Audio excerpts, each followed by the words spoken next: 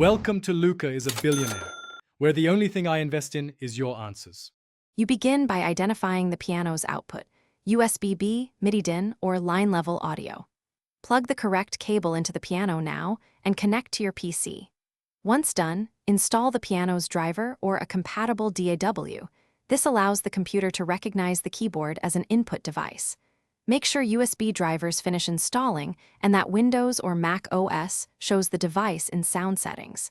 If you see a MIDI or audio input option, you're ready to move to routing and testing.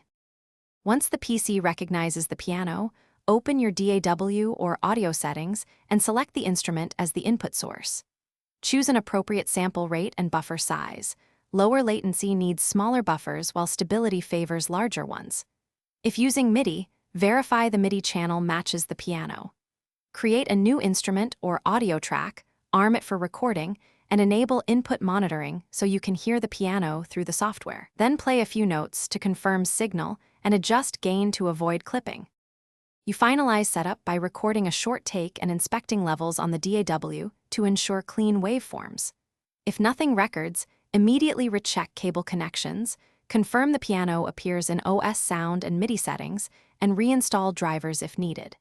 If you hear delay, reduce buffer size or use an SEO driver on Windows, or enable direct monitoring on your audio interface to eliminate round-trip latency. Finally, save your session template so future connections are fast.